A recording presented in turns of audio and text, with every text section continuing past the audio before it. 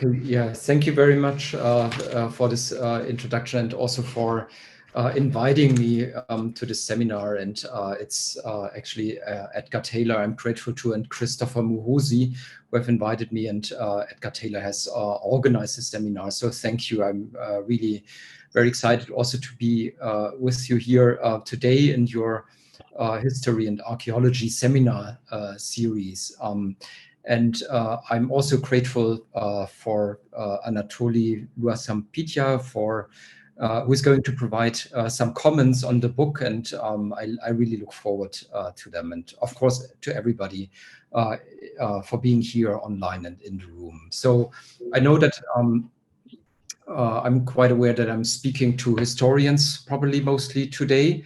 A mixed audience, I guess. I'm an anthropologist, so I'm focusing mostly on contemporary dynamics. But in this book, I have also, engaged with historical perspectives quite a lot, and I think that has to do very much also with the topic of the book, which is about Christian-Muslim relations and encounters in urban Tanzania. And I think the relation between different types of Christian and Muslim groups in any country can only be understood by also addressing long-standing histories and power relations in the context of Tanzania, the colonial and post-colonial histories of Christian-Muslim relations in the countries, in the country, in urban settings, and so on. I think history also plays a role if one wants to understand the intersection of religion and religious diversity with differential access to education. Histories of education are also always about histories of inequalities.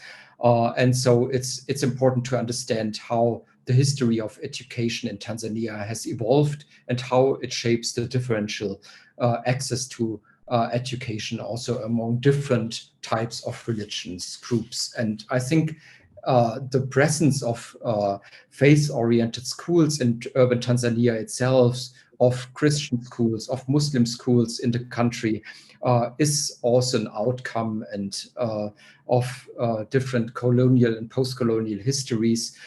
Mission schools played a seminal role in colonial Tanganyika. They were privatized along with other private schools in the late 1960s under the socialist government. But then they came back in the 1990s with privatization, with neoliberal reforms, and the position of different Christian and Muslim schools today can only be understood if one looks at their larger or long-term trajectories in the countries. So I think with these remarks, I can say that history played a major role in also my framing of the topic, in understanding how students and teachers in Tanzania are becoming moral subjects in Christian and Muslim schools.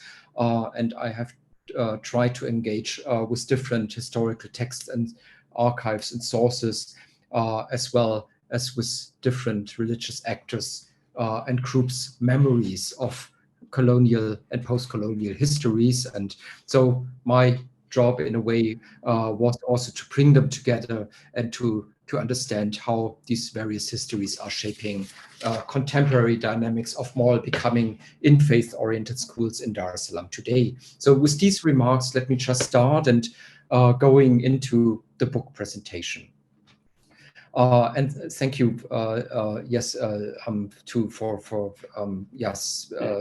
pressing forward when I just say, and the first slide would come now. Yes. So in my book, Learning Morality, Inequalities, and Faith, Christian and Muslim Schools in Tanzania, I grapple essentially with two questions. First, I ask, how do young people learn and embody moral values in a multi-religious society like Tanzania, where faith-oriented education has been abolished in the late 1960s and resumed its prominent position only with the neoliberal reform processes since the early to mid-1990s? And second, why do Christian and Muslim schools from diverse denominational backgrounds establish and reproduce social inequalities in a country that has long aimed to among its highly diverse population. By drawing on the anthropologies of ethics and morality, education and learning, and the micropolitics of Muslim encounters and faith-oriented development, I argue that learning morality in Tanzania's Christian and Muslim schools is more than the mere embodiment of values for living together well in a contemporary pluralistic society. It is equally a matter of school students learning and being taught about the highly nuanced social, material, and affective implications of privilege and marginality.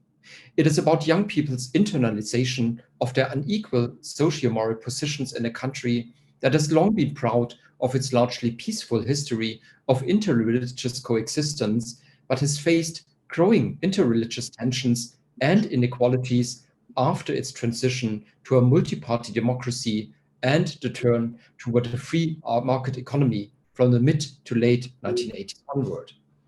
It is the book, in short, about students' and teachers' quests for a good life in the context of growing urban insecurities and the wider dynamics of class formation in the wake of long-standing socio-religious inequalities. Before delving into the theoretical underpinnings of these various phenomena and entanglements, let me briefly provide some empirical background of my ethnographic research in urban Tanzania, which I conducted between 2008 and 10. So in the African context, Christian and Muslimic actors have become significant players, next please, next slide, in the provision of education. As Quentin Vodon stated in 2013, faith-oriented schools represent a market share of 10 to 15% in the educational sector and are thus on a par with the equally growing number of secular private schools in the region. In Tanzania in the early 21st century, Christian and Muslim schools have become firmly embedded in the country's educational marketplace too.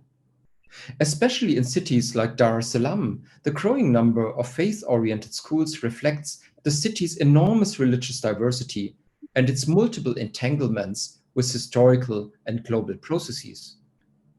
These schools include not only the newly established educational institutions of the Catholic and Evangelical Lutheran churches, as well as former mission schools that were returned to these churches by the government in the wake of privatization. They also comprise the educational projects of mosques and individuals from the Ansar Sunnah movement.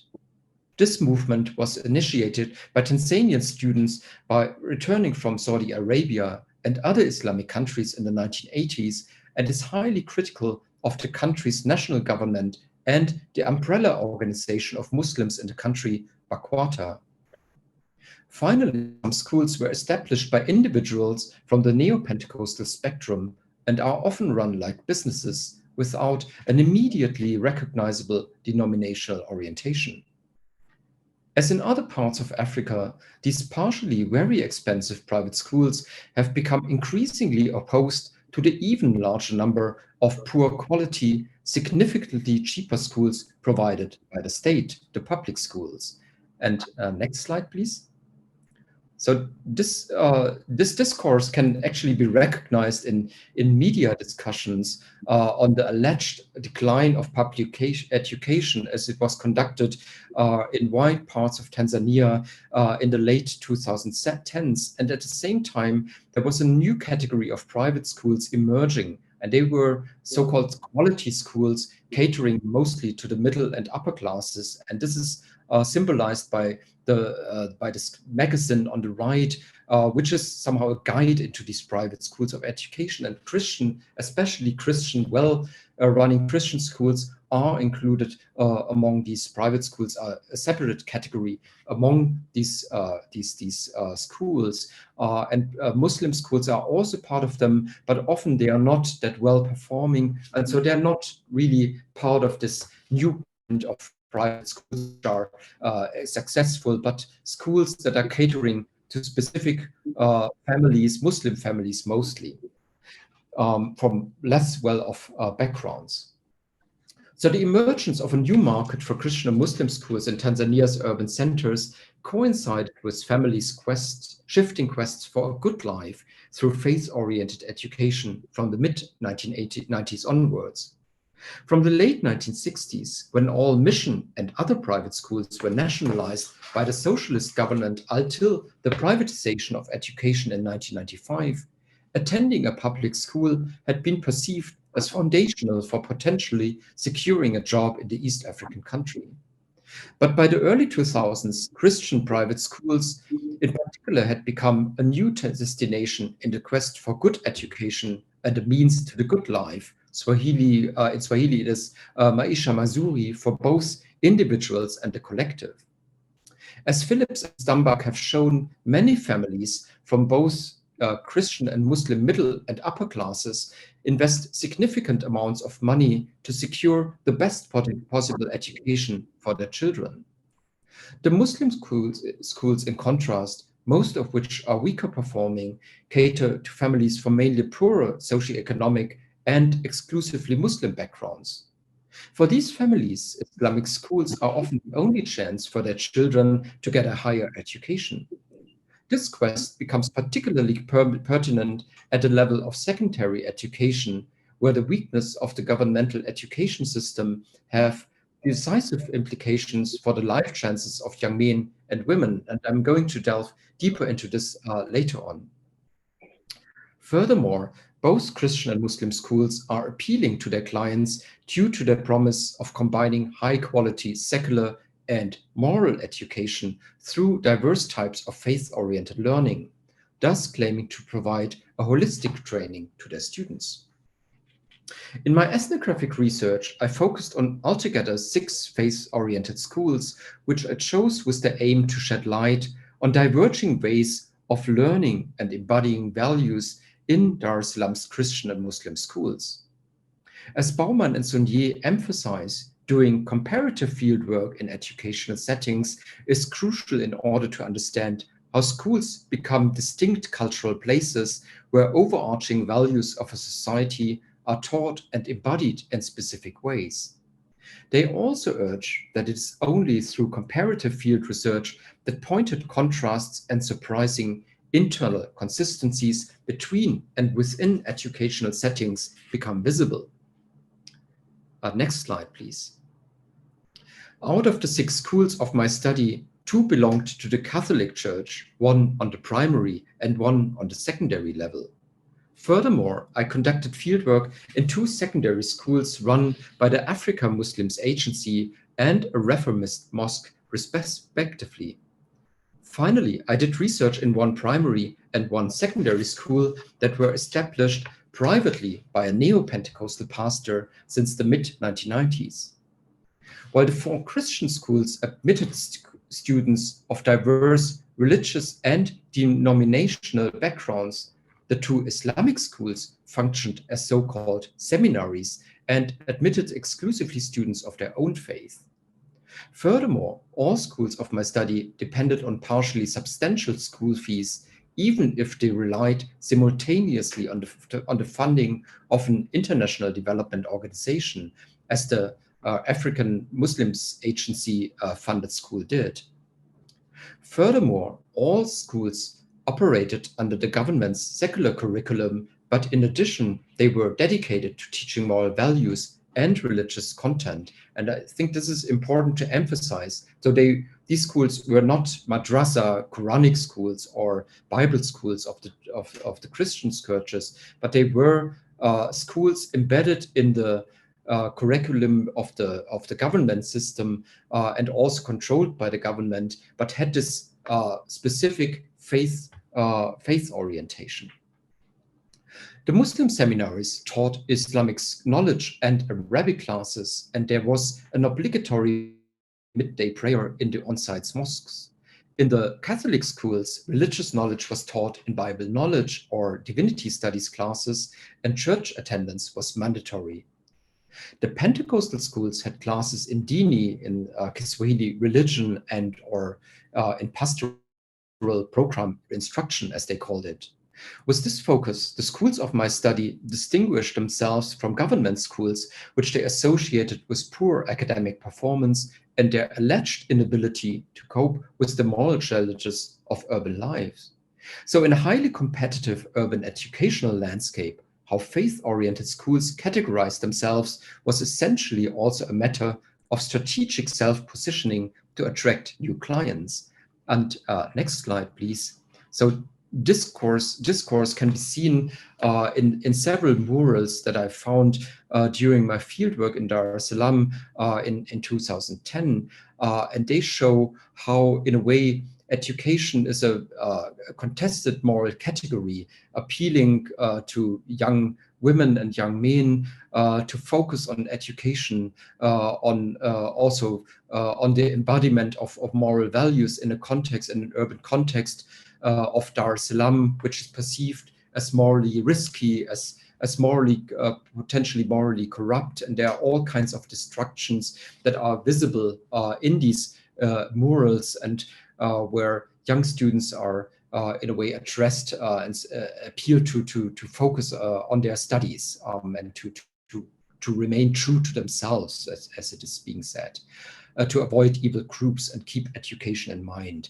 And this is a moral discourse in Dar es Salaam, which has a long history. It has been going on for decades, but it's always in a way coming up again and again. And here it's targeted especially to young women and men in the city. So what were the conceptual angles of my research? So in my research, I explored how the larger ideological and ethical framework of a school, which focused on the moral becoming of its students and the historical context in which it operated, became embodied through processes of everyday moral subject formation among students and teachers.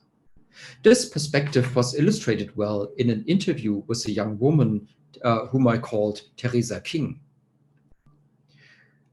She attended a Christian secondary school at the time of our conversation, and she was particularly positive about the, as she called it, systematic approach that her school used in its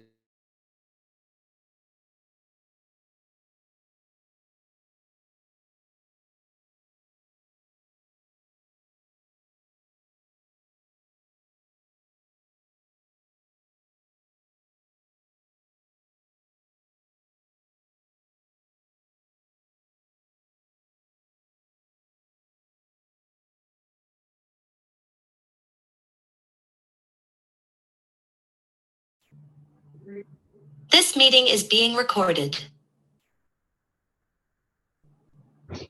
Sorry, we just had a technical interruption. Let me bring back the slideshow.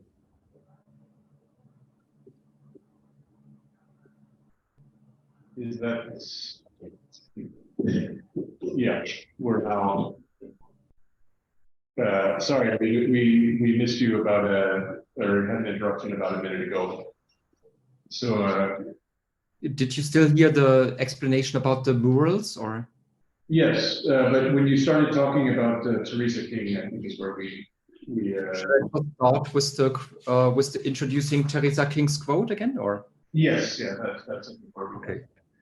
So I'm talking about the conceptual angles. So in my research, I explored how the larger ideological and ethical framework of a school and the historic context in which it operated became embodied through processes of everyday moral becoming among students and teachers. This perspective was illustrated well in an interview with a young woman whom I called Teresa King. So all of the interviewees' names are pseudonyms, who attended a Christian secondary school at the time of our conversation. And she was particularly positive about the systematic approach, as she called it, that the school used in its teaching and management, as well as in the way in which good morals, and we spoke in Kiswahili, so she said, madili mazuri, were inculcated in the minds and bodies of both pupils and teachers. So when I asked Teresa what she perceived to be the main difference between a government school and her faith-oriented school, she claimed that her own school's Christian framework ensured that its graduates would not go on to become involved in corrupt practices, as she called them. She also emphasized that the school had a strong impact on her own life, which she described as having been lifted beyond the state of pure existence.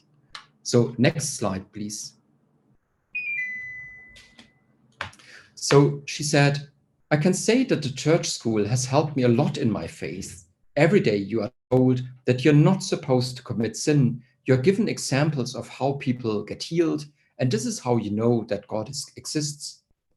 In a government school, I would be very different. I would go to school, and when I return home, I would attend a church service just like everyone else. But in my school, there are young people like me. We organize meetings around issues of the church. These meetings build you, different from the government schools where I would just sit. The language that Teresa employed reflects how other pupils in my study compared the education in a government school with that of a faith-oriented school. Thus, the Kiswahili verb kukaa means sitting, living, or dwelling in English, and is reduced to the meaning of pure existence by adding the verb to, just or only, as probably most of you know.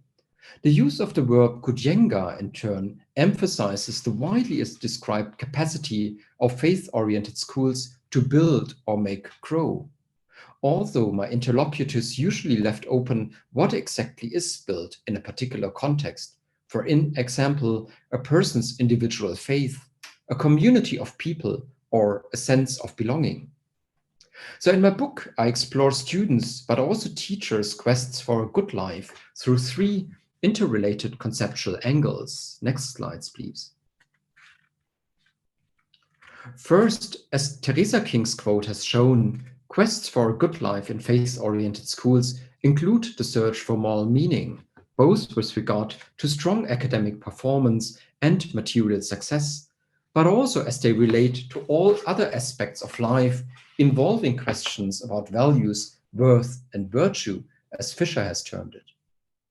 I built on Michael Lambeck's notion of ordinary ethics, which comprise people's everyday struggles to do what they consider right or good, and which are made explicit in the formal value frameworks of Christian Muslim schools.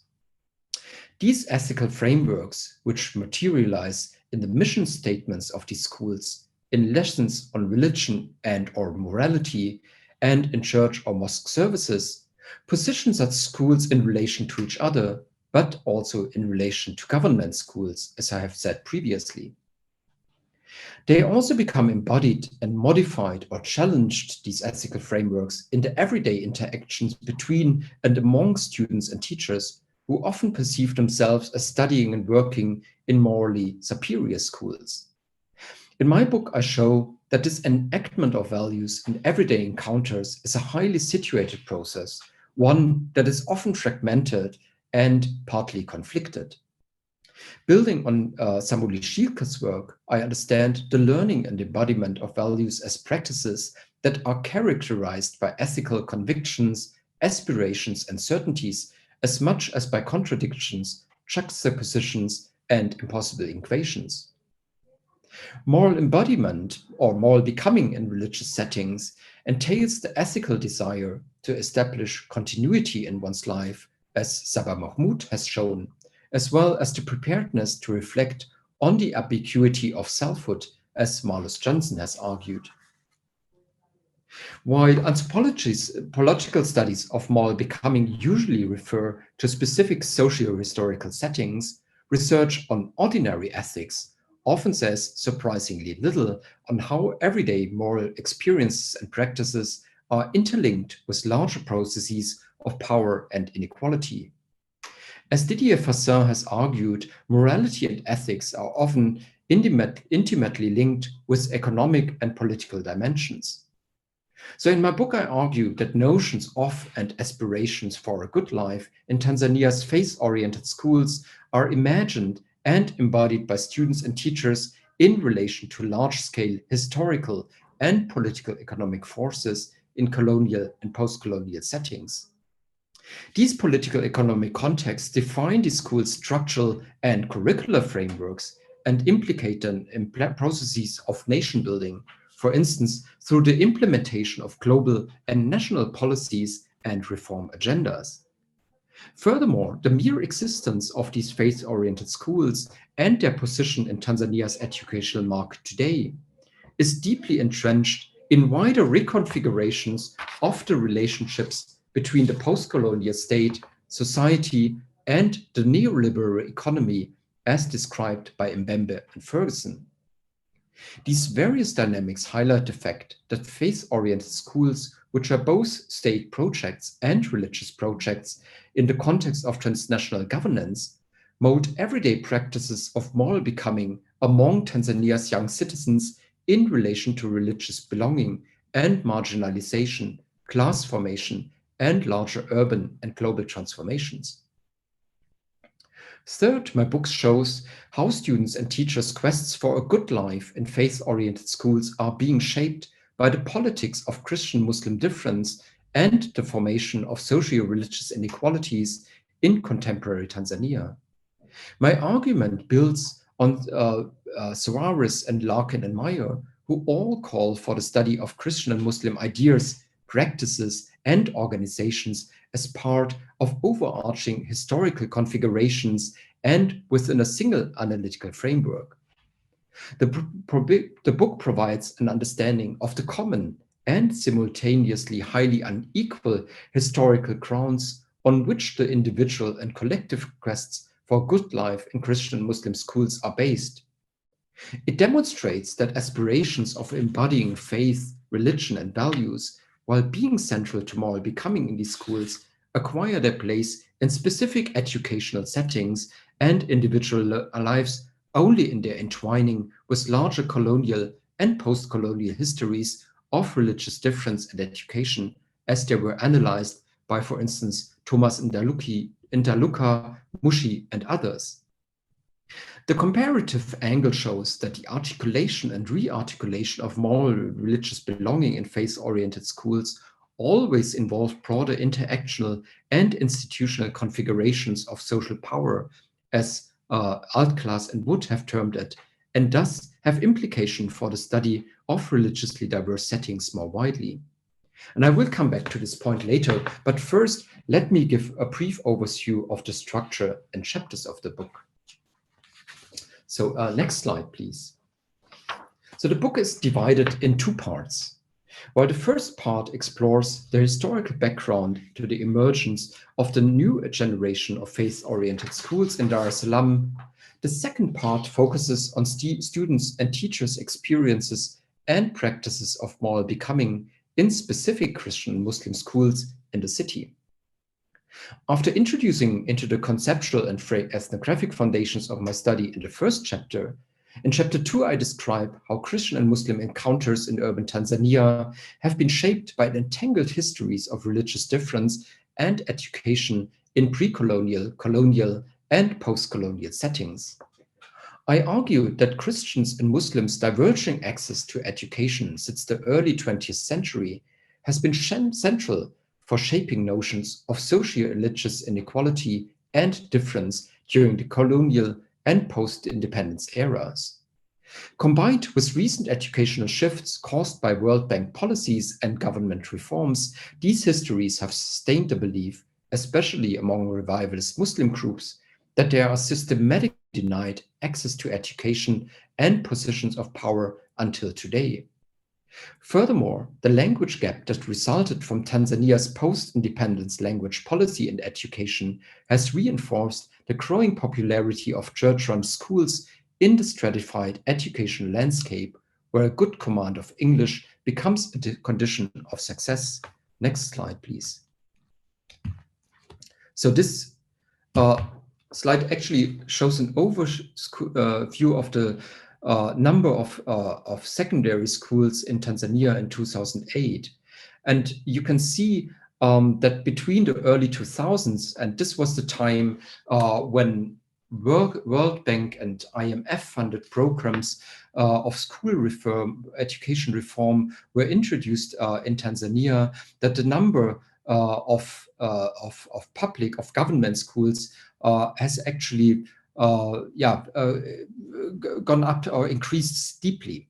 So you see that between 2001, there were, I think, around 527 government secondary schools, and then 2008, the number went up to almost 2,900 schools. So there was really this very steep increase, and the access to education, to public schools was growing, was enhanced, which was on the one hand a good thing, but on the other hand, the quality of the public schools declines drastically at the time. So this was the years actually when people started to look for alternatives, especially families from better off backgrounds who were able to afford access to one of the increasingly growing number of private schools, and this is what you see on the right hand. So you see that the number of private schools between 2001 and 2008 almost doubled during this time, and in this category of private schools, also the religious Christian and Muslim schools were included, and they were often much better off in terms of quality. So they were really sought for during these years. And next slide. And so this actually shift also in the relationship between the public and private education system coincided also with the language gap, how it played out in these different types of private and public schools.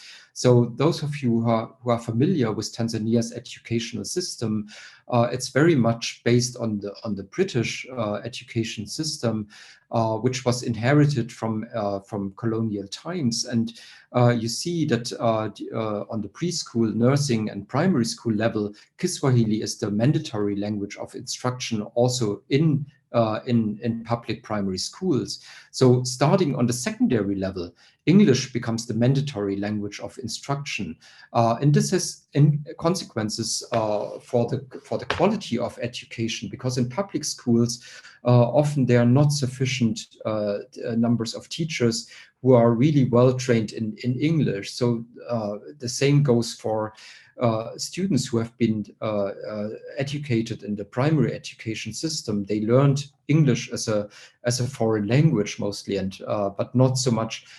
So when they start entering secondary school, often they are not really able to speak and learn in English consistently, and that leads to the fact that mostly Kiswahili is used in everyday interactions between students and teachers. But when it comes to the exams at the end of the year, they are being held in English, and so often students fail these exams or not performing well, not because they are not knowing in a way what they learn, but they are not able to express themselves that well in these exams. And so this language gap in a way leads also to the success of these private schools, and mostly Christian schools, because they have teachers who are well trained in English, and who are able to teach and train their students in English consistently. So there's a major difference,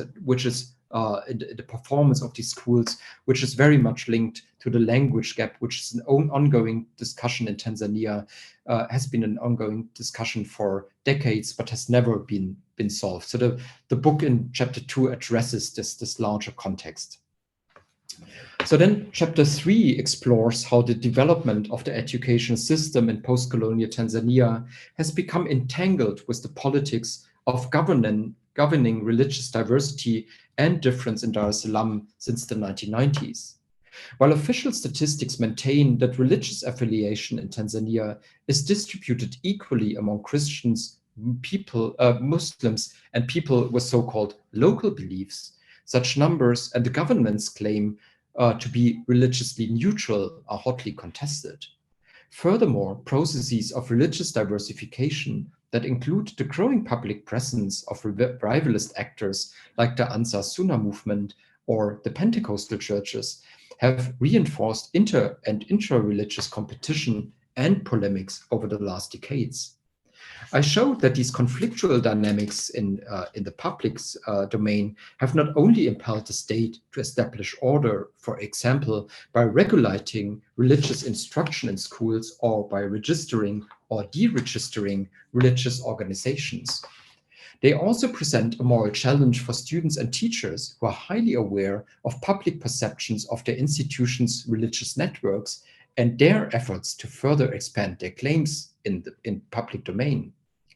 In order to understand the politicization of religious differences since the 1990s, I look back in this chapter at the 1968 dissolution of the East African Muslim Welfare Society by the post-independent socialist government.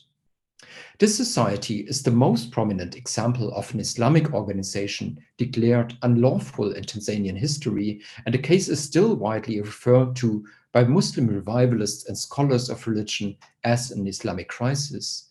Next slide, please. So this is where I try. There's a lot has been written on the dissolution of the East African Muslim Welfare Society in post-independent Tanzania. But I tried to go back to the archives of the national of the national authority, which had registered the organization at the time, but it has also holds records on the dissolution of the society. So for me, it was interesting to go back into the files and to the archives and see how various records are present there that show actually that the dissolution of the society was actually quite an ambiguous process where also Muslim actors from different backgrounds were involved themselves. So it was not simply the story of the post-independent socialist government dissolving the society as a top-down process, but there were also various actors from within the society were involved actually in the process of dissolution, because there were also diverging interests in the society and how it was operated. It was established originally by the Aga Khan, and so in the socialist post-independent context, actually this larger umbrella organization of the Aga Khan was starting to lose power and control over the society, and local chapters in post-independent Tanzania tried to gain more control. And so in a way, there were all these contestations around the future of the society, and in the end it was dissolved, and it led, as I said in the beginning, to an Islamic crisis, which is perceived among especially Islamic revivalist organizations from the Ansar Sunnah movement until today. So then in chapter 4, I describe, and then I come to the more ethnographic chapters. Next slide, please. I describe how 2 schools in the St. Mary's School network were established by the pastor of one of the largest neo-Pentecostal churches in the city, the late Dr. Gertrude Huacatari. She died actually in March 2020, so quite recently. And the school's network was established against the background of processes of social segregation and perceived urban ambiguity. So I show in this chapter that the primary and the secondary school cater to families from very different socioeconomic backgrounds, and in their everyday practices, they contribute to class formation among the students and staff. Furthermore, there were significant tensions among the teaching staff, which resulted not only from concerns about national and ethnic favoritism in the context of transnational labor mobility, but also from a rigid system of surveillance and self-evaluation, and a generally weak position of teachers with regard to employees' rights and social security. So what distinguished these schools from other Christian or private schools was actually that Dr. Huacatari recruited teachers from Kenya and Uganda who were teaching in the schools and were highly valued because of their proficiency in English. But there were then also hierarchies among the teachers, because often these teachers had more secure positions than the Tanzanian teachers themselves, who were teaching in the so-called soft subjects like Kiswahili or history, but not in the important subjects like science or other more competitive subjects if it came to the success of these schools. But despite these internal frictions, however, the St. Mary's schools established a sense of local, national, and international belonging, especially because of the school's reputation for providing high-quality academic and moral education. Furthermore, while the St. Mary's schools offered very little formal teaching of religious content, implicit articulations of faith played a significant part in everyday practices of moral becoming. This was the case not only in the context of the fellowshipping practices of some of the teachers, but also with regard to the informal healing prayers that were conducted for exclusively female Muslim students who were believed to have been exposed to the attacks of evil spirits. Next slide, please. And I talked about these fellowshipping practices. They played a role, especially among the teachers from abroad who were living in apartments of the schools, and Kenyan, Ugandan, but also Tanzanian teachers there came together and participated in fellowshipping like regularly during the week and praying together and so on. But there was also this notion, especially among graduates of the primary school, which was a highly competitive and well-performing school, especially in the late 1990s and early 2000s. There were graduates describing in the first magazine of the school, publication of the school magazine, they described how they experienced the school also as a home away from home, the interaction with teachers, which were described by this former student as a kind of family relations. So where she said teachers were like parents and students were like their children. So we were well being taken care of by the teachers of these schools.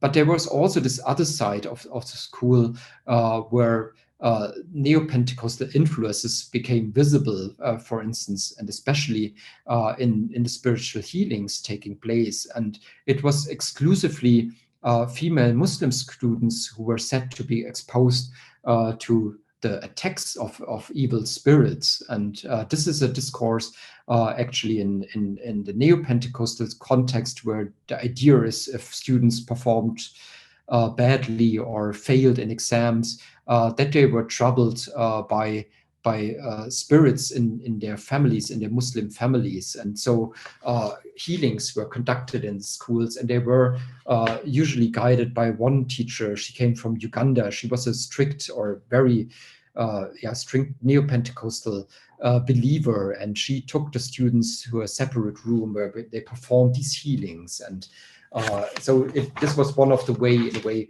where they created also this context of faith belonging. Then I come to the next chapter, to chapter 5, and that's about Muslim schools. Next slide, please. So Muslim schools hold a specific status in Dar es Salaam's educational landscape and remain largely hidden in the public discourse on education. So in chapter 5, I argue that the ethical frameworks of the Islamic seminaries of my study, which were expressed in their founding constitutions, teaching practices, and mosque sermons, gained meaning in relation to the translocal networks of Islamic faith in which these schools were embedded, as well as in the context of the Tanzanian state heightened scrutiny of Islamic schools in the wake of the global war on terror.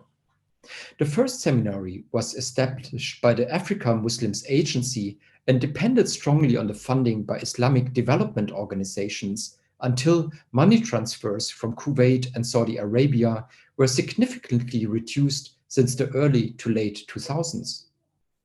The other seminary was established by a revivalist mosque which recruited its students from the growing number of Muslim middle-class families who were seeking to reconcile their generalized ideas about economic progress with notions of religious virtuosity and faith, a quote by Osella and Osella. While both schools were established as sex-segregated seminaries, they shaped gender-specific perceptions of religious difference, which were tied to notions of social marginalization and harsh disciplinary measures in the boys' seminary, and a specific type of market orientation towards Muslim middle-class families at the girls' seminary. Furthermore, both schools instilled in their pupils and teachers a sense of being morally and religiously distinct and prepared them to find a position as a good Muslim in a context of spiritually, morally, and materially challenging urban environment. Next slide, please. So maybe a remark also on these quotes. So they are not representative of everything that is being said in the chapters. I just picked like 2 quotes from students and teachers from each of these school contexts in order to highlight certain aspects and discourses that were prevalent in these schools and distinguish them from other schools. So there's obviously more in the chapters if you want to refer to them. So in regard to the Islamic seminaries, I picked one for the boys' seminary, which was operated by the Africa Muslim Agency, and this came from the education officer, Mr. Ahmed, and it highlights quite well in a way the socioeconomic background of most of the students and their families who came from less well-off backgrounds, often from quite poor backgrounds even, and they were sponsored by the Africa Muslim Agency so that they could even attend schools. So often they wouldn't have had an alternative to attend, for instance, the public schools. Maybe their performance in the primary school wasn't even that good. So they came to these schools even in order to obtain a secondary education at all. And so for them, it was quite a chance. But the education officer and also the teachers were quite aware that they came from poor families, and they described them as coming from risky backgrounds where the young men engaged actually in problematic practices, were exposed to drugs, to diseases, and so on. So they described in a way the Islamic seminary, their school, as a safe haven, as a place of moral becoming in the context of all these vagaries of urban life in Dar es Salaam. And that was in a way also something which shaped the attitude in the girls' Islamic seminary, which was located in the center of Dar es Salaam, and which had just started 1 or 2 years before I started doing my fieldwork there. And this secondary school was attending to girls only, and they perceived this seminary as a place of moral becoming, where they were becoming familiar with their faith and were learning about how to dress properly and to behave properly as a young and a good Muslim woman. So the young girls appreciated very much in a way this distinct moral and religious context of the school, and that they were able to express their belief and faith in an environment which was also tolerant in a way of their faith. So they said that that's very different in a way from government schools, where they said that's not really the case. And you see in this quote that actually Aisha, who was 15 years old, played a very strong role in getting access to this Islamic seminary, because she said that her parents would have favored her going to a government school and not to an Islamic seminary. But it was her, in a way, her choice, that she pushed her parents, that allowed her to go to this particular Islamic seminary. And that's very interesting in a way, as a dynamic that young people themselves often played an active role actually in opting for and choosing a certain school. So it was not always the decision only of the parents, but it was also young people being actively involved in these educational trajectories and their choices. So then the next slide. So in contrast to the Muslim revivalist and neo-Pentecostal schools, both relative newcomers in the educational market, the former mission churches have been at the forefront of educational service provision during large parts of Tanzania's history. And Chapter 6 examines a Catholic primary school established by a German order of nuns in the early 20th century nationalized in 1969 and returned to the Catholic Church in the early 2000s, and its corresponding high school, which was opened in 2010. I argue in this chapter that the widely shared public discourse on the excellent position of Catholic schools was appropriated by the staff and students. At the same time, this perception of the privileged status of the two schools was also connected to the ambiguous processes of stratification within and beyond education settings. Next slide, please. And here are already the two quotes. Thus, while the teachers sometimes felt belittled students and their parents due to their own lower socioeconomic status, they trained their pupils to embody the values of the Catholic middle and upper class environment through particular didactic techniques and disciplinary styles. These were realized not only at the morning assemblies and through various forms of punishment, but also in the context of classroom discussions on appropriate gender relations and forms of love, as well as in the context of a charity trip to an orphanage in the city in 2010. Furthermore, students and teachers participated regularly in church prayers and rituals that made them reflect on and embody the ethical values of respect and community in the multi-religious context of Dar es Salaam.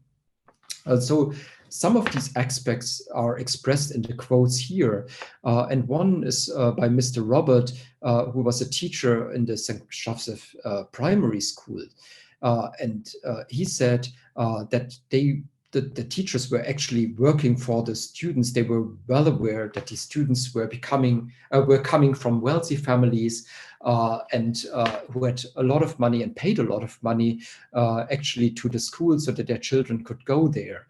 And this came also at a price, because the teachers themselves often came from rural family backgrounds, were often the first in a way to study or to have a job in a school, in a middle class environment. So they said that the families of the students often looked down on them, bossed them around, or ordered them around and told them in a way what to do. Also when it came to grades, or how students were punished or not punished for certain misbehaviors in the school. So this reversal of hierarchies taking place in the school was very much something that characterized in a way the Catholic school context. And the other thing is that these schools, they had predominantly students from Catholic families. So around 70% of the students came from Catholic family backgrounds. But there were also students from other denominations, Christian denominations, but also Muslim students. And so the interesting thing was that in a way, students and teachers from other denominational and religious backgrounds, they participated in all these Catholic rituals and prayers. For instance, in the weeks before Easter, that they prayed the way of the cross at the church. So every day, Friday, they went to the Catholic church next to the school and prayed the way of the cross, which is done before Easter. It's a Catholic ritual.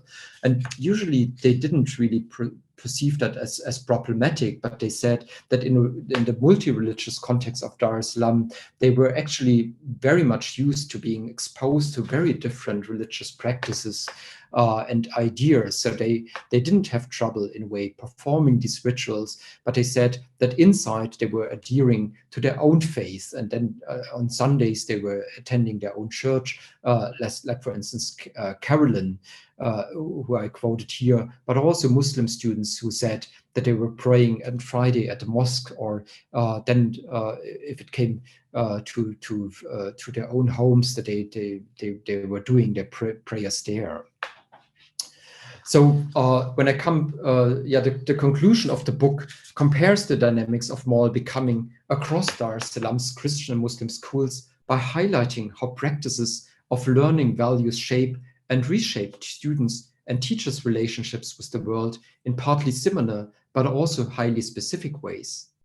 I show in the book, or in the conclusion, that individual quests for a good life in these various settings are entwined not only with particular institutional environments, but also with the urban, national, and global political economies of education and socio-religious difference in an interconnected world.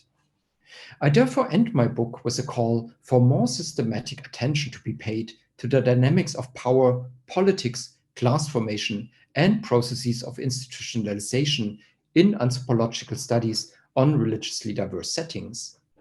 In my view, the comparative study of mall becoming in faith-oriented schools offers an example par excellence for unmasking the relations of power as was expressed by Monod in the social constitution of religiously diverse fields.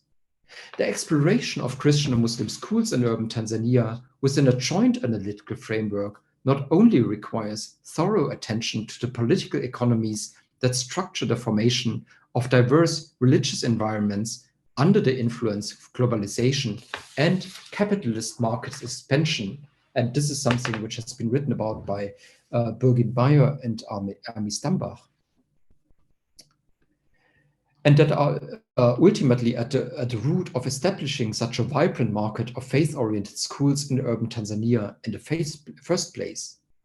It also means, following Soares, that power and politics must be understood in broader terms from the level of micropolitics and everyday politics in specific social settings to state policies in a variety of areas, which can have an enormous impact on how Muslims and Christians interact with each other over time. The ethnographic research of these books makes clear that in contemporary Tanzania, faith-oriented schools have become, in highly varied ways, a public force in the wake of urbanization and its unequal articulations in a self-perceived secular state. A focus on individual experiences and practices of moral becoming, I conclude, as well as on the micro-institutional histories and materialities of the schools in which these values are embodied, allows for an understanding of the mutual entanglement of all these phenomena with the large-scale dynamics of social religious difference, market mobilities, and urban transformations in post-colonial settings. And so I'm at the end now, next slide, but I look forward to your questions and the discussion, and especially now also the comment. Yeah, thank you.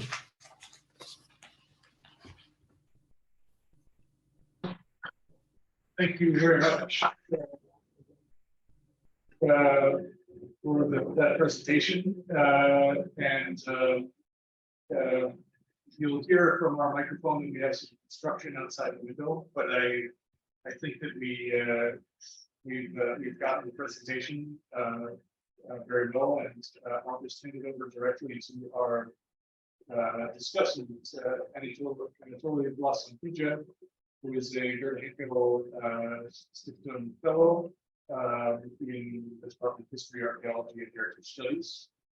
And I'm going to try to very carefully oh yeah, I think you can use it.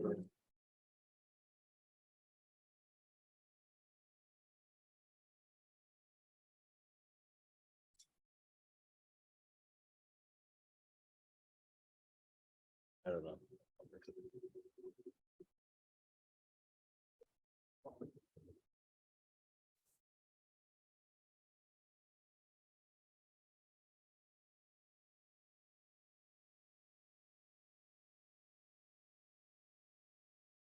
Okay, that's okay.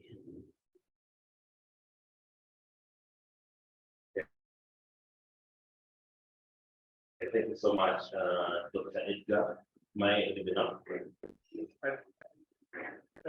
Can members online hear? I can hear you. Great. All right. Thank you so much once again, Chair, today's webinar.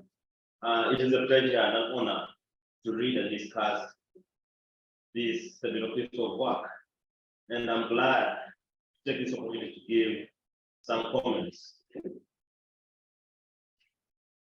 It has been quite an insightful talk, and the reading was quite timely, since even at home in Uganda, there are several debates on education which are dominating the public domain, especially after the results of primary level exams and O-level and A-level exams have been released. This work moves from the way I looked at it, it was moving from the smooth narrative on education by various authors who have mainly looked at the trials and successes of education systems. And Professor Dilger tries to show the contestations in the quest for life, the quest for good life, as embedded in the moral acquisition. You will pardon my background, and all my comments are informed by my background as a student of history, not the anthropological lens that you employ in looking at education and religion. And from this, or in my reading, I observe that the book helps us to understand the intricate nature and the interconnectedness of religion, education, and social change. And I find the topic quite relatable to East Africa and even in Uganda in particular, because like in Uganda, these faith-based schools that we refer to in Tanzania are regarded as the traditional schools. And parents who not only want their children to attain proper education, but also seek this kind of moral and ethical formation, always run to these traditional schools. So I see a lot of interconnection with what is happening back at home. And reading your work tells so much about the subject of education, but particularly on how neoliberal economic policies shaped or gave room for Christians and Muslim private schools in Tanzania to position themselves by providing high quality education with an emphasis on moral formation of young people by offering education aligned to religious beliefs. So following from those comments or from those few introductory comments, I don't know whether I got this right from your talk and from my reading, or I got it wrong, but I would love to know whether from your sources or from the sources you work with, I see that you propose that attendance of faith-based schools in Tanzania is seen as a sure path to gaining or acquiring ethical values. And my question is, how true can this be? I find it a little bit generic or general to categorize this as a sure path for acquiring ethical values. And since the teaching and appropriation of ethical values and morals mainly happens implicitly, both in faith-based schools and even government schools, how are you able to gauge the level of moral acquisition? I would want you to throw some light on that at a later stage. Or did your sources allow you to interrogate the products of these schools? You talk to several old students, or did you observe certain traits in the job market which portray attendance of a particular school? For instance, I'll give a light example. It is quite normal or usual here in Uganda for someone to behave in a certain way, and they say this person could have attended such a school. Did you, at any moment in your ethnographic field work, observe certain particular traits that were unique to a particular denominational school? Perhaps through speech, through the ways people articulated issues, through the confidence students or these old boys exhibited, perhaps could even be the dress code. For instance, you are talking about the Muslim schools. I would really want to know that, or comment on that. And secondly, how do we read the actions of Christian schools employing Muslim teachers or even other people from other faiths, and also admitting non-Christian students? In your field work, did you ever find whether these compromises the standards of the institutional moral frameworks, or it was like more of a form of religious coexistence. And my other question is the question of numbers. Given the lower fees in the public schools, these public schools tend to have big numbers which are not easily manageable for the teachers. And the teacher-student ratio is normally very low. And because of this, or coming from this, I find it quite limiting to ignore the question of numbers in both these government schools and even the faith-based schools. Would you agree that these numbers affect moral acquisition and the quality of education that is attained in any of the two categories of schools?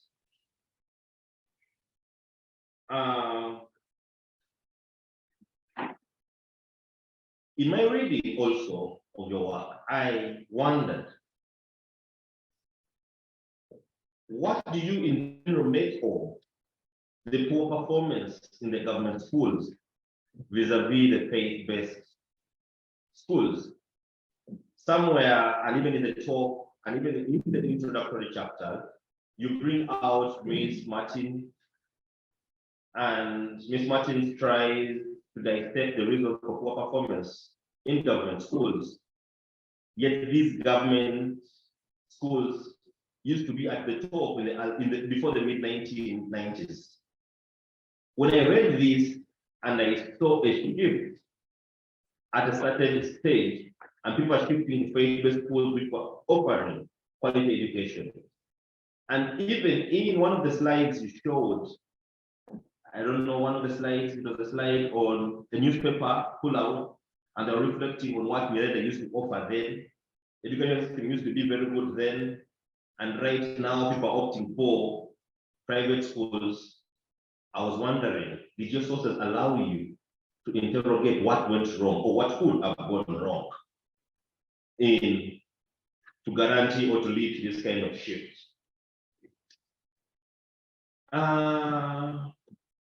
Okay, this is just also another generic question which came in my mind.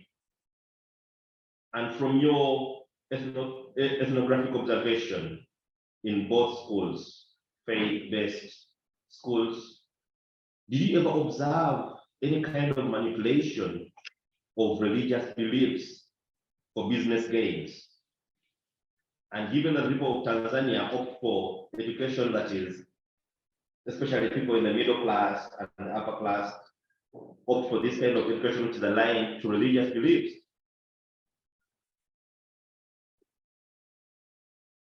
would you subscribe to the neo-Marxist view that in this case of Tanzania, religion is indeed a force of social change in one or the other, or somehow, somewhere, you have room and space of the traditional Marxist view or school of thought that religion prevents social change? Finally, I would love to know from you, because while reading this chapter, which is shared with us, I kept asking myself,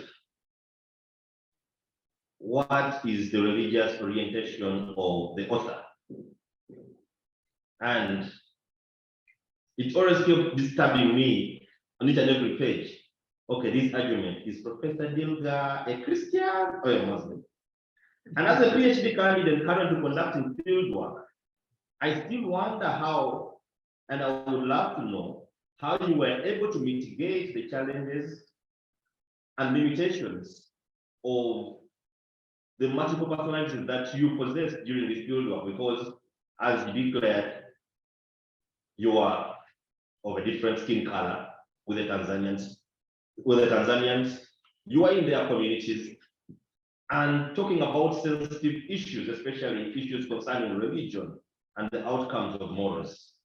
How were you perceived, and how did your positionality and personality shape your own writing and arguments?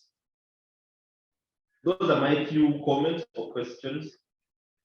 Otherwise, thank you so much for having me, Dr. Edgar and Dr. Dilger, to be a discussant today. This is quite a fascinating book, and I look forward to interacting with the literature. Thank you very much. Well, I don't know if I can borrow that. I don't know.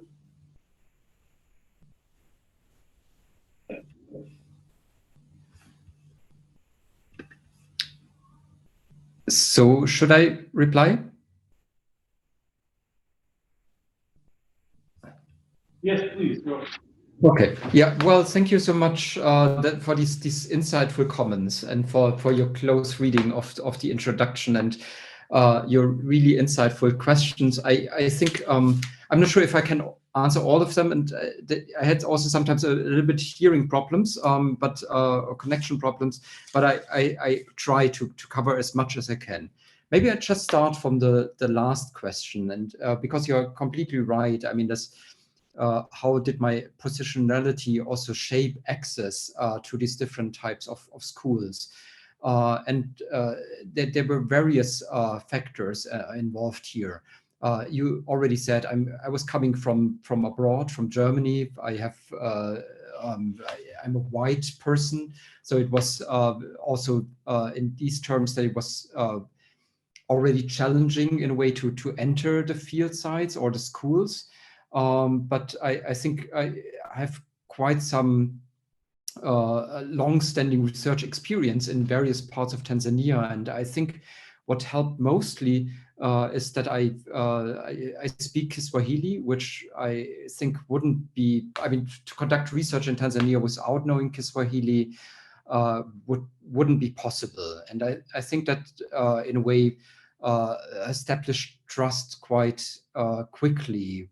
So the language, the familiarity with the language, and having this as a basis that people in a way realize quickly the way I ask questions or approached certain topics, that I was somehow also familiar with the country, with various topics and environments, and had an insight into them. So that helped.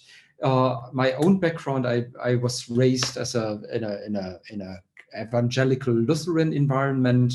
So that was challenging, especially when I tried to enter to access the Islamic seminaries. But I must say, in general, Islamic schools in Tanzania, in Dar es Salaam, are quite hidden in a way in public space.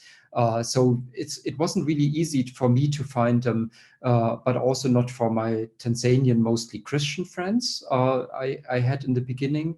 And usually when I was looking for a new topic or a place in the city, I was asking these friends from earlier, or also taxi drivers. And everybody agreed there are Islamic seminaries, there are Muslim schools in the city, but often people didn't know where they are located.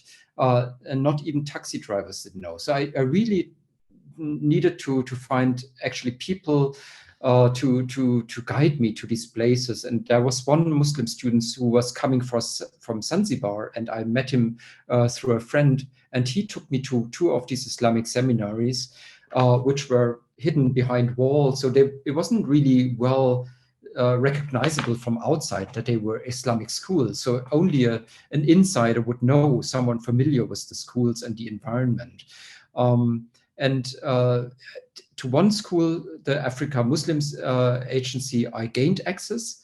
But the other Islamic seminaries where I asked initially, they didn't let me in. So they were quite concerned.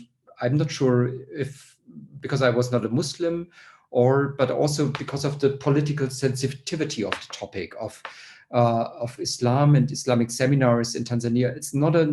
It's a sensitive topic, and they were quite aware of that, and so they didn't allow me in. And I was lucky then to get access to the girls' Islamic seminary, again through a friend and through this Muslim student, and they allowed me in. And so you asked also about the responsibility that I had, also when it came to writing. I think I felt very much obliged also towards the Islamic seminaries, because I knew that they were in a vulnerable position politically. in the context of the institutional environment. They were screened after 2001, when the terrorist attacks took place in the US, but also a couple of years before in Kenya and Tanzania. So they were really screened by the government, what they did and whether they were terrorist organizations. And this affected their status. And that's why they are also so hidden in public space and concerned about to protect themselves. And I felt when I wrote about them that I tried to be sensitive in a way to this particularly vulnerable status, because so that I didn't present them in a problematic light or revealed too much information that in a way could harm them. But that was quite a balance in a way, and that was different from the Christian schools because they had a very consolidated position in Tanzania. They were attracting wealthy middle class and upper class families. They had close connections to the government. So that was very different, and that in a way affected also the way I thought about my writing and how to do this in a way in a balanced and sensitive way. So I can't go probably through all the other questions. Maybe I just pick out a few. You're right. You talked also about the public schools and government schools, that they are also places of training students or in values. So it's not that they are not teaching certain values at public schools, but I followed more also this discourse of the Christian and Muslim schools, that they said that the values that are being taught in public schools are not good values, in a way, that there are all kinds of problems, that for instance classes are cancelled, that there are not enough teachers, that young women are getting pregnant at schools, that nobody's watching out for them, that they are allowed to smoke, and so on, so that in a way these schools don't really watch out. I don't think that's the social reality, because I also know quite a lot of public schools where close screening takes place, but overall there are these problems, and also the often poorer performance of many public schools. They're very good public schools, but it's also very difficult to get access to them. And the majority, there's a large number in a way, also in rural areas, which are not well performing. And I also saw that in different parts of rural Tanzania where there is this problem, and where families are looking out for better performing private and especially Muslim schools. So you talked also about or asked about whether there are also conflicts in these schools taking place, especially where there are students from religiously mixed backgrounds, Muslim and different types of Christian students. And I must say that there are surprisingly little conflicts. So for instance, in the neo-Pentecostal schools, they try to accommodate also this different religious and faith needs their students have. So for instance, they are giving a separate prayer room to Muslim students, so where they can go for their everyday prayers. So that in a way they can accommodate their beliefs, and also in the space of the schools. And that's important because these neo-Pentecostal schools, they attract students from very diverse religious and backgrounds. But what they want is in a way that the students feel at home there, with all their diversity. And that's important for them, because if they wouldn't, their families would take them out of the school and send them elsewhere. So there's all this educational market happening in Tanzania, and people have a choice. So if they don't like a school, or if they feel that their children are not treated well there, they would look for an alternative. So that there is in a way, in this context of the market and of market competition, there's a need in a way for students or for schools to accommodate these various needs.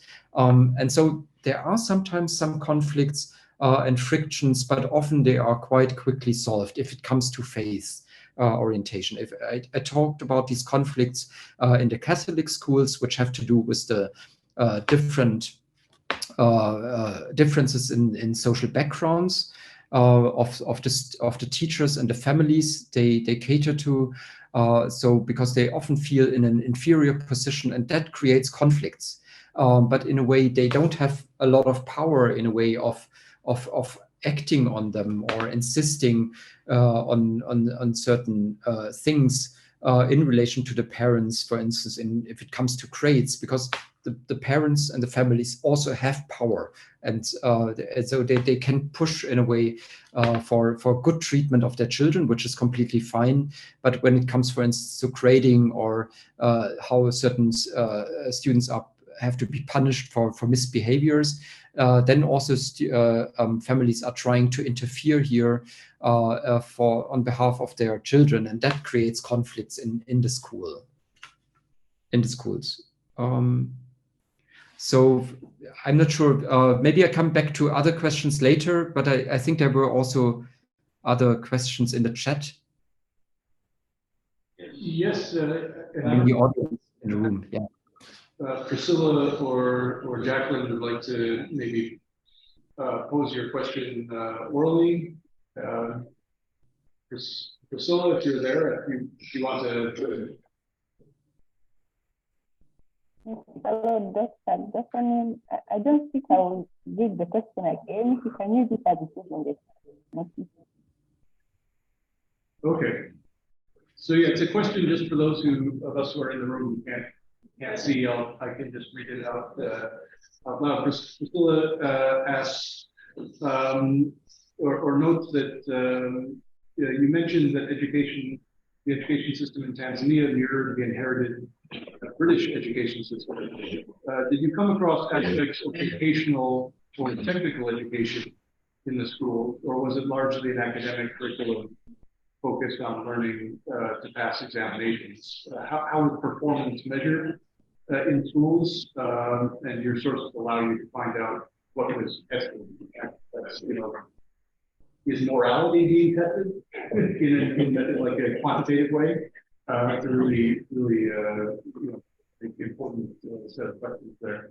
And then Jacqueline Nampasa, I don't know if is Jacqueline still online. I'm not sure, but I can. Yes, Jacqueline. Yes, doctor, I'm online, but you can read the question as it is. Thank you. Thank you. Yeah. So maybe let's just take these two, and then there are two hands raised. We can take those in the next round. Just for those who can't read, can't see the screen, Jacqueline asked two questions. I wonder whether the embodiment of these moral values has had any impact on government operation or development strategies in Tanzania. And secondly, how do you compare this with graduates from government aided high school? Okay, yeah, thank you very much for these really great questions. I think aspects of vocational or technical education, they were not really that strongly represented in the schools. I mean, that was really something which happened more in public schools, or there were then these different types of vocational training centers in Tanzania. So I think in these Christian Muslim schools, which where I did my field work, it wasn't really a big issue. What were the issue or the subjects that were being examined? So the schools were under the curriculum of the Tanzanian government. So the students had to be examined or were examined actually under this curriculum and had to do their exams also. These were national exams, so they were distributed by the state. It was also controlled by the state how these exams were taken, and government representatives, or from these government authorities, the representatives came to the schools to monitor also the writing of the exam. So that was in a way something they couldn't opt out of. But obviously in the Islamic seminaries or in the Christian schools, also the religious content played a role more than, for instance, in public schools. So they had these Bible knowledge or divinity studies classes in the Christian secondary schools. In the Islamic seminaries, they had lessons in Arabic or also in Islamic studies. So these were tested also. So it was not so much about the moral performance, and that didn't really play a role also in the grading so much. But it was really the exams being taken on this basis. And that was, but still, the moral performance, or what the moral becoming and training of values in the schools, was something which was in a way recognized by students and teachers, and also by the families in a way, how students behaved, how they in a way acted on this value formation in everyday life. So that was something which was remarked and taken into account whether they would continue there or not, obviously. There was also criticism about it. I mean, it was not that this was simply, in a way, embodied one-to-one in the everyday lives, but obviously, especially the elder students of 1780s, when it comes to love relationships or the everyday lives with other young people in Dar es Salaam. So they obviously also challenged, in a way, some of these values, and that was also the case in the Catholic school. So they had big discussions, for instance, on love relationships. When should you have them?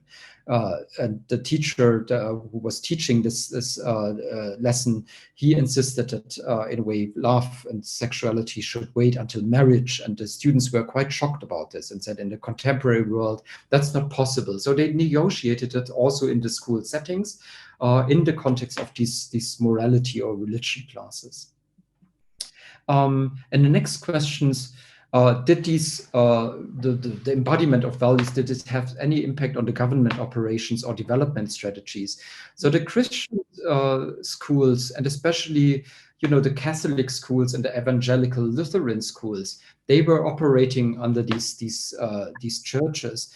And they had a very close relation with the government. That was established in '92 under the umbrella of the Christian Social Services Commission, which has a strong alliance with the government in building social services in the realms of education and health. So they are, in a way, supported by the government.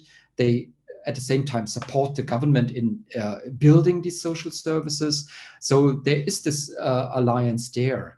But the idea originally was actually to provide social services also to those parts of the population who were worse off, who didn't have access to public education or health services in rural areas. And this has, in a way, changed. The social reality is that many of these Christian schools are now very successful, that they are very expensive. They have to take high school fees in order to be able to provide these services. So in a way, they are attending to the middle and upper classes. That's not really, in a way, what they have set out to do in the beginning. So in a way, there has been a shift taking place, and they are still officially, in a way, playing the role of social services provided for the poor or disadvantaged parts of the education, but de facto they are often catering to the middle and upper classes and providing education to these young people from these families. And that's a contradiction. There's a friction taking place, but it's never, in a way, addressed openly, neither by the churches nor by the government. So maybe I leave it here. Yes, thank you for that. We have a few hands online. If anyone in the room has a question, please get my attention. But I see there were hands from, I don't know if Dr. Vila, if you still had a question. Dr. Vila. Yes, I had a question, more or less an observation. Just hold on a second.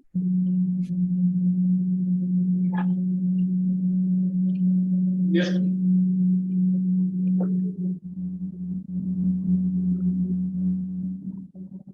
Can you hear me?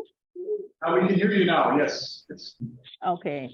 So my comment, more or less a comment, is on the education in the Islamic schools. I like the chapter that's talking about the language gap, where there's Kiswahili taught from P1 to P7, and then there's Kiswahili that's taught at the lower levels, and then English language is taught at the higher level. And I'm wondering how much this language question is discussed in the book, because where is the position of the vernacular, the local languages? And then also, I'm curious to find out in the Muslim schools, what you find in the archives. Was the education always in Kiswahili, or was Arabic taught in some of the Muslim schools in the past? Because now we're talking about beyond the Islamic schools and the secondary schools, you talk about the international schools, and the internationalization of education is evident there. We see that English is predominant. English is the language that's taught, and it seems to me that the value system that's being advocated for here is English, the good values. So how is there a contradiction in these values being taught in English in some of the schools that are espousing Islamic values? I would want to hear more about how that chapter is discussed, but I know this is a short presentation. Otherwise, that's the observation I wanted to make on that chapter. Thank you. Thank you very much. So the language issue is really, it's a major issue in the context of education in Tanzania. And I think it shapes many families' choices in a way where they would send their children to which school. And in a way, the problem or the challenge for them is that they can't really choose, because on the secondary education level, the mandatory language of instruction is English. So if they want to have their children perform well, they would send them to a school where English is taught consistently, and so that they are performing well in the exams. And the problem is really, in a way, also on the government level, because this issue has been debated for decades. Whether to opt for English on the secondary and higher education level, or for Kiswahili. So there are different parts of the population arguing in various directions, but in a way, it's never solved the problem and or the question. And the problem arises in a way for children of less well-off families, because they go then to the public schools where they should, in a way, learn in English, but at the same time, de facto, they are often being taught in Kiswahili. So that's completely fine in everyday interactions and the way they are learning. But then when it comes to the exams, they are failing. So that's the larger political context, and it hasn't been solved in a way, because on the government level, in a way, also, there are still these forces pushing then for the continuation of English on the secondary and higher education level. So in the Islamic seminaries you asked about, especially in the boys' Islamic seminary, which was operated by the Africa Muslim Agency, they didn't have teachers who were well trained in English. So they had mostly Tanzanian teachers, often also students who were learning at the University of Dar es Salaam, studying there, and then teaching aside in this seminary. And they often spoke Kiswahili, even if they knew English, but the students they taught, they wouldn't know English that well. So even the question, what is the better language, in a way, there wasn't really a choice or an option to opt for either of them, because they had to speak Kiswahili in their everyday interactions so that they could at least understand each other. Arabic was taught, but only as one of the subjects. And these Islamic seminaries wouldn't have been allowed to teach in Arabic, not in Tanzania. So they were obliged officially to teach in English, Then de facto they taught in Kiswahili because that was the way of the lingua franca in the schools. And then there were the subject in Arabic. And but often also Arabic was then more taught also in the Quranic schools, in the madrasa, which the students attended outside of the school. So the Islamic seminary was the way where they got their formal education. The madrasa, the Quranic schools, were often in a way attended in the evening. When they came home from school, and then long until until night or so, they were attending these madrasa and learning to read and recite the Quran. I hope this answered your question somewhat. Yes, it does. How about in the archives? Has it always been like that? In the archives, there's no, I mean, the records are all government records. So when I went to the archives, that was all in Kiswahili. There was actually sometimes a bit of English, but no Arabic. Because also in the government institutions, there's often, that's also the problem. I mean, or not even a problem. There's a majority actually of Christian employees there. And they didn't know Arabic, obviously. So the national language, the official language in the archives, in the institutions is Kiswahili. And that's how records are written and kept, and sometimes a bit of English if it comes to original sources, primary sources, letters, and so on. They are kept in English. But even in the parliament, the language of conversation is Kiswahili. Thank you. We had a question from Herman, but I think we've lost him online, unfortunately. Charlotte, please. Can you at least let's try it? Okay. I can read it.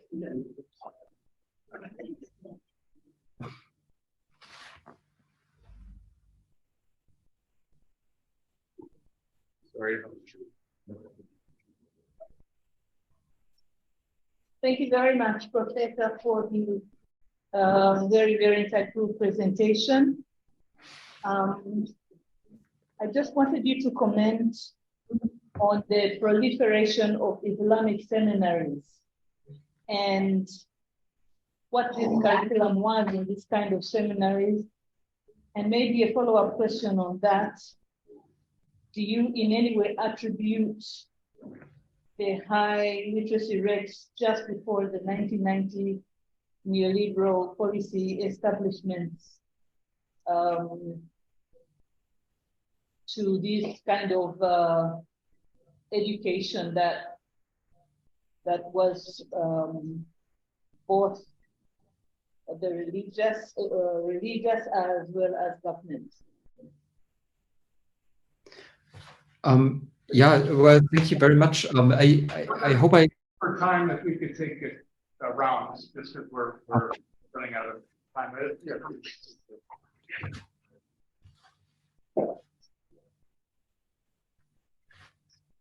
Thank you, Prof, for your talk and the discussants, Sharasa. You based your research in Dar es Salaam, which is the capital, and of course, with lots of challenges as a city, it's the Mchanganyiko. But we have some remote areas in Tanzania, like Kilwa Kisiwani, Pemba, Mafia, the islands, where only public schools exist. You don't have the religious-based schools. But in such areas, the moral values are quite high.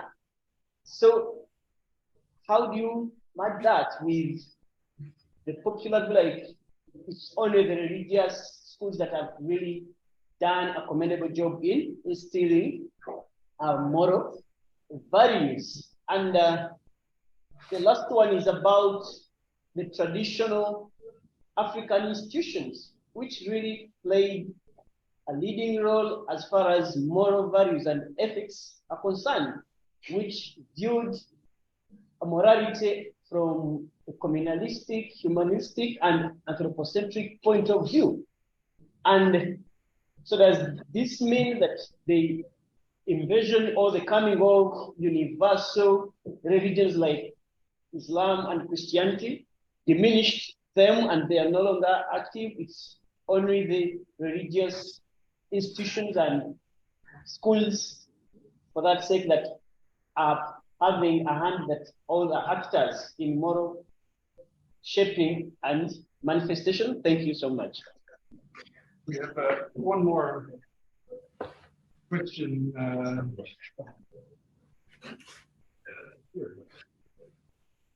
Oh, okay. Thank you, Prof, for your presentation. Yeah, I come from Tanzania, by the way.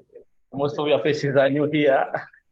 And Professor Dilger was my PhD supervisor at the Universität. So my question is, since that I come from Tanzania, I have experience that these faith-based schools do not have the same performance. And here by performance, I mean in terms of exams and in terms of good morals, to the extent that some of the Muslim families are sending now their children to these faith-based schools, especially the Pentecostal schools and Roman Catholic schools. So my question is, what does this imply in the everyday becoming of these students in a wider context of Tanzania, where nowadays issues related to religion are taken to be sensitive, to the extent that even in the national censor are not asked such questions? What does this imply? That's my question. Thank you. Yeah. Thank you very much. Yes, sorry, you're going to have a lot of material here, but we have a couple more questions. Thank you very much. I have a question here. My question is, what is the position of the Tanzanian National Curriculum Council? I don't know if they have that. What is the position of the Tanzanian National Curriculum Council in all this? Because I'm looking at these faith-based schools and they have, they front religion and the Christian things. So what is the position? Do they also follow the same curriculum as the public other schools, or? Yeah. Thank you. And could I just add, and it seems like another question that I don't think has been addressed in here. I just am wondering about the impact, if there's any noticeable gender differentials in performance between faith-based and public schools, especially where the emphasis on morality is so strong, and often that I was trying to find a picture of, what was that, they're like dress code, regulations that mostly affects girls and a lot of the anxiety in those institutions. Yeah, I think that's a good number of questions. You can address what you feel able to in the few minutes that we have left. Okay, yeah, that were quite some questions. Thank you very much. They're great. I tried to answer at least some of them.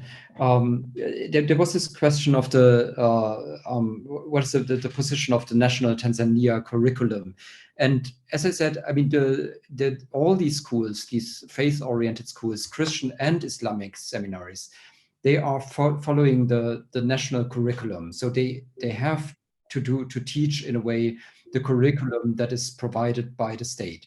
In addition, they have this religious content which they are teaching to their students, and that's in a way a contested domain as well. I mean, for many years there has been discussions in a way to regulate also religious instruction, not only in these faith-oriented schools but also in the government schools, because they have a subject called Dini, religion, and so it's not really regulated. It's quite flexible. The schools have a lot of flexibility and freedom how to teach it.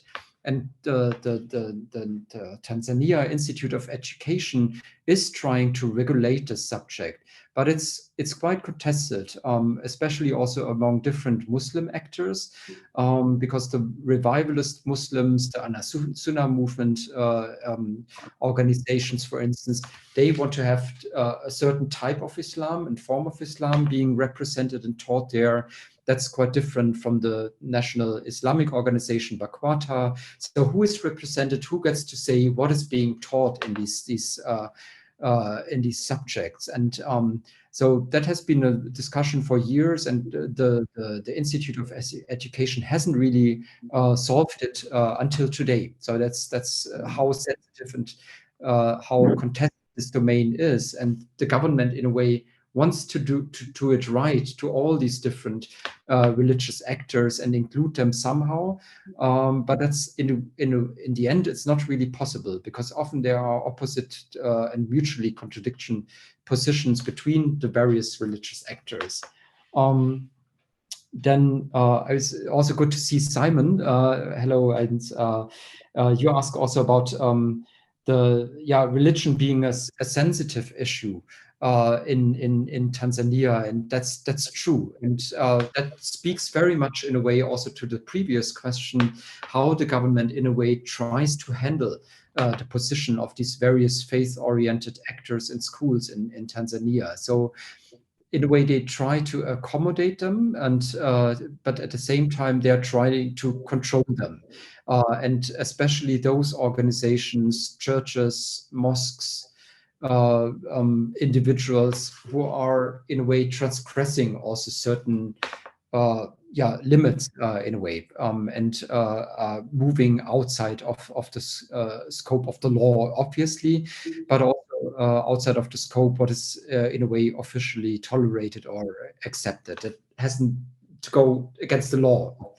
per se, but so that they are trying in a way to exercise control and to regulate this sector, but at the same time trying to let it grow and accommodate diversity, and that's quite a challenge in a way. And Tanzania in a way is proud also, as you know, of in a way being able to accommodate all these religious, ethnic, and social differences in its country, in its society, but at the same time, often these interactions also between different religious groups and actors are also at the brink of conflict. That's going also into a question that was posed online. So are these faith-oriented schools, are they in a way enhancing social harmony, or are they also creating conflict? And I think that's in a way both is happening. So in a way, they are also trying to accommodate and secure the status quo, because people are able to express their religious needs and backgrounds through these schools and the way education is provided. But if it comes, for instance, to the Catholic schools, I think also, obviously, they are also contributing to social inequality. They are training the middle and upper class elites of the country. So in a way, they are the ones in a way also pushing this kind of inequality that is happening through education. And so in a way, that's the ambiguous and ambivalent dynamic that is taking place here, and in which these faith-oriented schools have also become involved.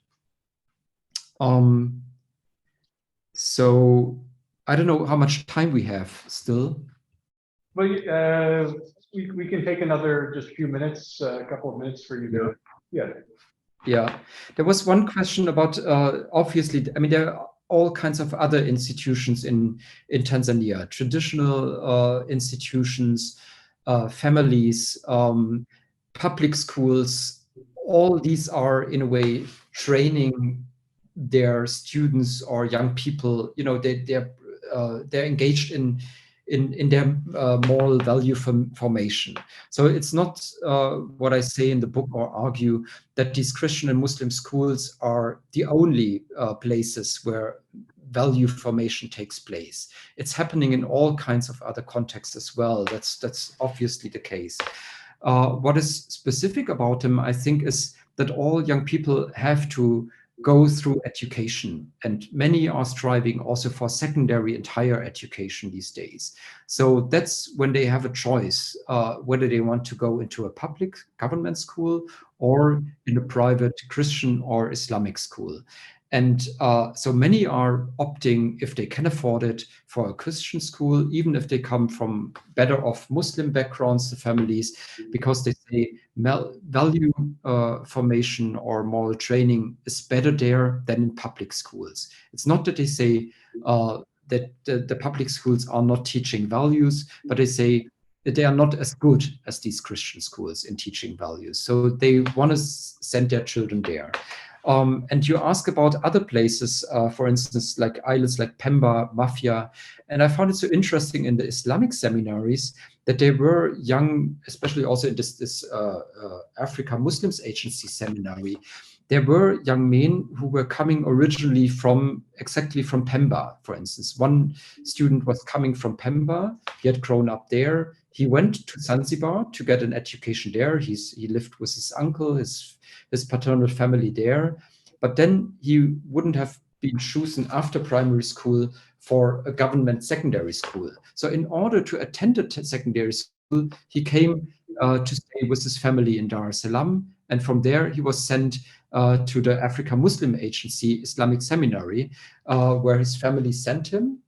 He wouldn't have been able to attend a public school, but this was the only choice he had. And so he was quite happy about it.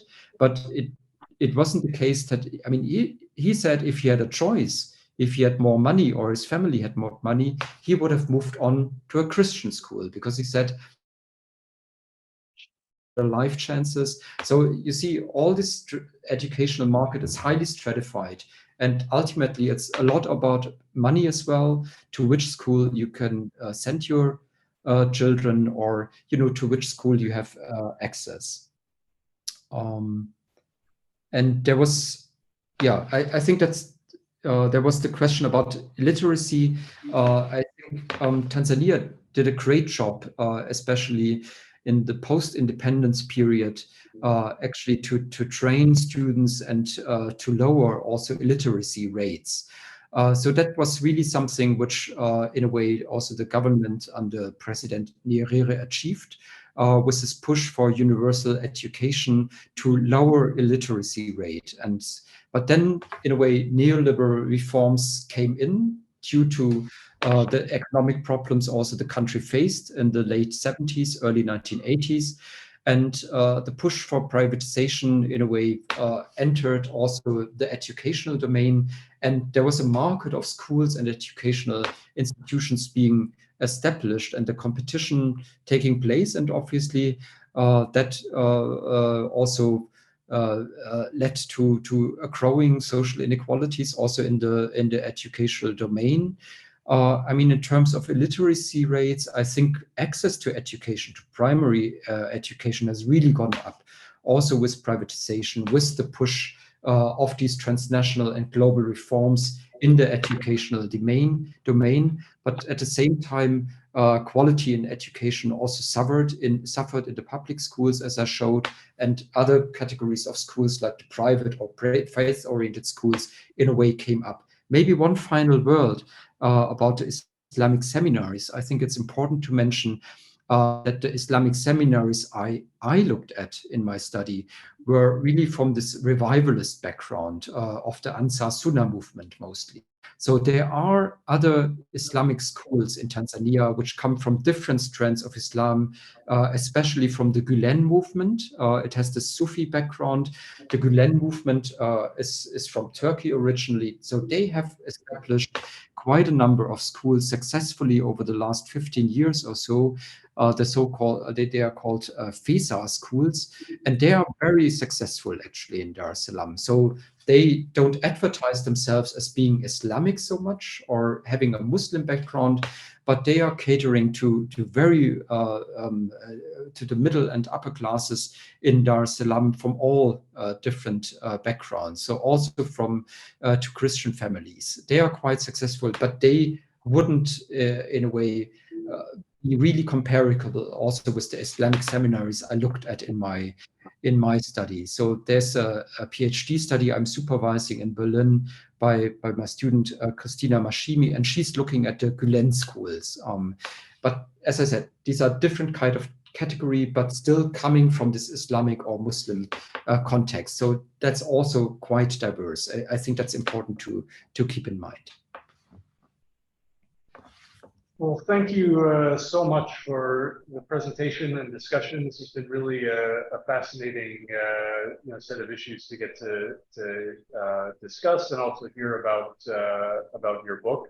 I've shared the introduction with colleagues and looking forward to seeing the full book soon. So we just want to thank you very much for joining us. I guess you're from Madrid, I think, is where you said you are now, but we're really been able to host you here virtually in our seminar, and we hope that we'll be able to have you here in person sometime in the future. So thank you very much. Well, thank you very much everyone in the room also for your questions, the great questions you had. I would have loved to be there actually in person with you. So I hope another time it will be possible. And if anyone is interested in getting more chapters of the book or reading the whole book, I'm really happy to send a copy. And so just get in touch. Well, thank you. Have a wonderful day. Thank you very much. And thank you to Prof Hansjörg also for the great questions as our discussants.